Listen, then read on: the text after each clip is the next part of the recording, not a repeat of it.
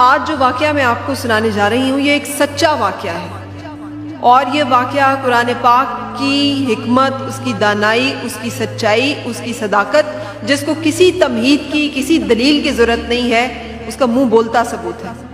بہت سارے لوگ یہ یقین رکھتے ہیں کہ قرآن پاک میں جو واقعات بتائے جا رہے ہیں شاید وہ اس طرح سے واقع نہ ہوں، تو یہ ان تمام لوگوں کے لیے ایک نشان عبرت اس وقت بھی تھا جب یہ ہوا، اور آج بھی ہوگا جب میں یہ واقعہ آپ کو سنانے جا رہی ہوں۔ یہ 1935 کی بات ہے اور علاقہ اور مقام ہے عراق کا۔ جب ایک دن والی عراق کو اپنے خواب میں ایک صحابی کرام جو ہے وہ نظر آتے ہیں، جن کا نام حذیفہ بن یمان رضی اللہ تعالیٰ عنہ ہے۔ یاد رہیے وہ صحابی ہیں جنہوں نے بیعت عقبہ ثانی میں رسول پاک صلی اللہ علیہ وآلہ وسلم کے ہاتھ پر بیعت کی تھی، اور وہ اس والی عراق کے خواب میں آ کر یہ کہتے ہیں کہ ہماری قبروں کو کسی اور جگہ پر منتقل کر دو، کیونکہ دجلہ کا پانی ہمیں تنگ کر رہا ہے۔ والی عراق خواب میں یہ دیکھتا ہے خواب اور نظر انداز کر دیتا ہے، کیونکہ دنیا پرست یا پھر بعض اوقات ہم لوگ اس طرح کی باتوں کو اتنی اہمیت نہیں دے پاتے۔ اگلے دن پھر اسے خواب میں اسی طرح سے حضرت حذیفہ بن یمان آ کے اپنا تعارف کراتے ہیں اور بتاتے ہیں کہ میرے بھائی جابر بن عبداللہ کو دجلہ کے پانی سے زیادہ تکلیف ہو رہی ہے، ہماری قبروں کو دجلہ کے کنارے سے کہیں اور منتقل کر دو، کیونکہ دجلہ کا پانی ہمیں تنگ کر رہا ہے۔ اس خواب کو پھر ایک خواب سمجھ کر نظر انداز کر دیا جاتا ہے، یا شاید شیطان یا شاید دنیا اپنے اندر اتنی کشش رکھتی ہے کہ یہ خواب ان کے ذہن سے نکل جاتا ہے اور وہ اس طرف دھیان نہیں دے پاتے۔ تیسرے دن پھر یہی صورتحال ہوتی ہے، اور پھر حذیفہ بن یمان رضی اللہ تعالیٰ عنہ خواب میں آتے ہیں اور کہتے ہیں کہ قبر کی منتقلی کر دی جائے، کیونکہ دجلہ کا پانی انہیں تنگ کر رہا ہے۔ جب 3 دن تک اس خواب کا کوئی اثر نہیں ہوتا تو چوتھے دن والی عراق کیا دیکھتا ہے کہ مفتی اعظم جو ہیں عراق کے وہ تشریف لائے ہیں، آتے ہیں، اور آ کر مفتی اعظم کی جو حالت ہے اسے دیکھ کر اسے لگتا ہے کہ کوئی انہونا واقعہ، کوئی غیر معمولی بات ہوئی ہے۔ وہ پوچھتے ہیں کیا ہوا؟ انہوں نے کہا کہ میرے خواب میں اس طرح سے صحابی رسول صلی اللہ علیہ وآلہ وسلم آئے ہیں اور انہوں نے یہ حکم دیا ہے۔ یہ سن کر والی عراق کو یاد آیا کہ ایسی بشارت اور اس طرح کا خواب تو اس نے بھی دیکھا ہے، تو اس نے اس کے بارے میں تحقیق کی اور اس نے کہا کہ میں یہ سمجھتا ہوں کہ کسی مسلمان کی قبر کو کھولنا جائز نہیں ہے، تو اگر آپ اس بارے میں کوئی فتویٰ دے دیں تو پھر یہ پردہ کھولا جا سکتا ہے، اس لیے کہ مسلمان کی قبر جو ہے وہ اس کا ایک پردہ ہے، اور اس پردے کو نہ کھولنے کا اور اس کے اندر موجود رازوں کو بیان نہ کرنے کا حکم ہمیں ملا ہے۔ مفتی اعظم یہ کہتے ہیں کہ آپ کی سب بات بجا، لیکن ایک صحابی رسول صلی اللہ علیہ وآلہ وسلم کے حکم اور اس طرح سے ان کے آنے کو کسی طور نظر انداز نہیں کیا جا سکتا، اس لیے میں درخواست کروں گا کہ اس معاملے کو سنجیدگی سے لیا جائے اور اس پہ عمل پیرا ہوا جائے۔ میں دوبارہ آپ کو بتا رہی ہوں کہ میں آپ کو کوئی ایسا واقعہ نہیں سنا رہی جو کسی تحقیق یا کسی کا گھڑا گھڑایا ہو، یہ وہ واقعہ ہے جس کی پوری دنیا شاہد ہے۔ پھر یہ ہوا کہ انہی زمانے میں سنا اور لکھا گیا کہ بہت سارے انجینئرز تھے ایسے جو کہ عراق میں موجود تھے، اور وہ انجینئرز وہاں پہ کھدائی کے کاموں میں مصروف تھے۔ آج کل ہم دنیا دار لوگ ٹیکنالوجی اور ان چیزوں پہ زیادہ یقین رکھتے ہیں، اور کچھ لوگ یہ سمجھتے ہیں کہ روحانیت بھی دراصل ایک طرح کی ٹیکنالوجی اور اس طرح کے معاملات کا ہی ایک اعلیٰ ورژن ہے۔ بہرحال والی عراق نے یہ آپشن اور تجویز پیش کی کہ جب ہمارے پاس اتنے جدید آلات ہیں، اتنے دنیا کے بڑے ماہرین، برطانوی ماہرین یہاں پر موجود ہیں، تو ہم کیوں نہ یہ پروجیکٹ ان کی زیر نگرانی دے دیں۔ اور انہوں نے بھی یہ تسلی کروائی کہ جناب ہم زمین کو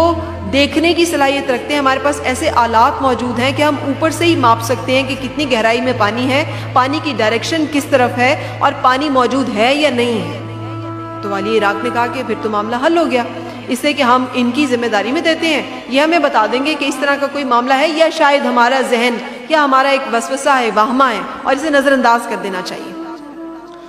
کہتے ہیں کہ برطانوی انجینئرز نے اپنے تحقیقات کی، انہوں نے اپنے تمام آلات، مشینیں، جو بھی ان کی کیلکولیشنز تھی وہ کی، اور کھدائی بھی کی ان دونوں اجسام کے پاس، ان دونوں قبروں کے آس پاس 20 فٹ بلکہ اس سے بھی زیادہ گہرائی تک اور خاصی گہرائی تک جو ہے کھدائی کی گئی، پانی کے کوئی آثار نہیں ملے۔ جب پانی کے کوئی آثار نہیں ملے تو والی عراق مطمئن ہو گیا، کیونکہ اس کا جو آرگیومنٹ تھا کہ ہمیں واہمہ ہو سکتا ہے، وسوسہ ہو سکتا ہے، یہ کیسے ہو سکتا ہے کہ یہ معاملہ اس طرح سے ہو، اس کی تصدیق ہو گئی۔ اس نے کہا دیکھیے دنیا کی جدید ترین لیٹسٹ آلات، جدید ترین ٹیکنالوجی، جدید ترین مشینری اور بہترین انجینئرز بھی اس چیز کی تصدیق کر رہے ہیں کہ ایسا کوئی معاملہ ہو ہی نہیں رہا، تو ہم کس لیے قبر کھودیں۔ مفتی اعظم عراق کے ڈٹ گئے، انہوں نے کہا کہ جناب مجھے صحابی رسول صلی اللہ علیہ وآلہ وسلم کا حکم ہے، میں روحانی معاملات پر یقین رکھتا ہوں، میں یہ درخواست کرتا ہوں کہ آپ قبر کشائی کی اجازت دیجئے، قبر کھولی جائے اور دیکھا جائے کہ کیا معاملہ ہے۔ اب جب یہ معاملہ اس طرح سے زیر بحث آیا تو تمام عالم اسلام کے لیے یہ ایک بڑا مسئلہ تھا۔ اس زمانے میں ابھی اتنا میڈیا ایڈوانس نہیں ہوا تھا، لیکن اس کے باوجود ٹیلی ویژن اور بہت سارے لوگ میڈیا کے ذریعے ایک دوسرے سے منسلک جو ہے، اخباروں کے ذریعے سے، جرائد کے ذریعے سے، رپورٹنگ کے ذریعے سے انفارمڈ ہوتے تھے۔ بہرحال 135 ممالک کے وہاں پر نمائندے موجود تھے۔ جب پوری دنیا میں خبر گئی تو مسلمان جوک در جوک، جس تک یہ اطلاع پہنچی، جو آ سکا وہ موجود تھا۔ 135 ذرائع ابلاغ کے نمائندے مختلف ممالک سے، مختلف طرح سے وہاں پر آئے۔ ان سب کی موجودگی میں قبر کشائی کی گئی، دھڑکتے ہوئے دلوں کے ساتھ،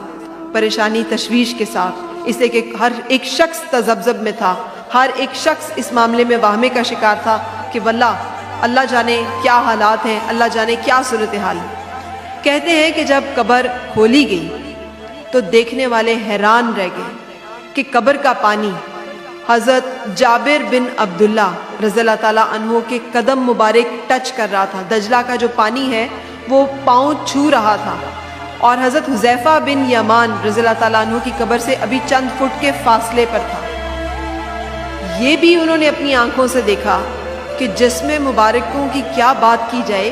کفن تک میلا نہیں تھا،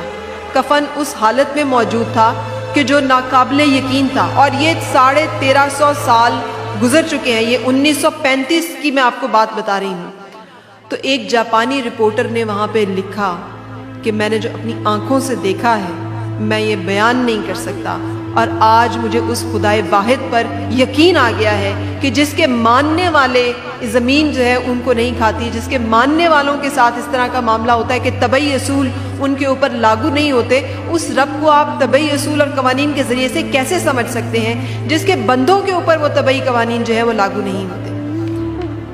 کہتے ہیں کہ حضرت جابر بن عبداللہ رضی اللہ تعالیٰ عنہ کی آنکھیں کھلی تھیں، حضرت حذیفہ بن یمان رضی اللہ تعالیٰ عنہ کی آنکھیں بند تھیں۔ دونوں کے چہرے، دونوں کے اجسام بالکل ایسے تھے کہ جیسے ابھی انہیں دفنایا گیا ہے۔ اور حضرت جابر بن عبداللہ رضی اللہ تعالیٰ عنہ کی آنکھیں جو کھلی ہوئی تھیں وہ اتنی چمک اور اتنی دلکشی اپنے اندر لیے ہوئی تھیں جیسے کسی بہت مسحور کن، جیسے بہت خوبصورت کسی چیز کو آدمی دیکھ رہا ہو۔ اور اسی جاپانی رپورٹر نے یہ بھی لکھا کہ واللہ میں نے آج تک کسی زندہ انسان کی آنکھوں میں بھی وہ چمک اور وہ خوبصورتی نہیں دیکھی جو میں نے اس وقت ایک صحابی رسول صلی اللہ علیہ وآلہ وسلم کی آنکھوں میں دیکھی۔ یہ واقعہ رپورٹ کیا گیا۔ جو عینی شاہدین تھے ان میں زیادہ تر لوگ یہودی تھے، زیادہ تر لوگ نصارہ تھے، کرسچنز تھے، بہت سارے لوگ مشرف با اسلام ہوئے۔ میں نے یہ واقعہ اس لیے کوٹ کیا کہ ہم لوگ یوم آخرت، عذاب قبر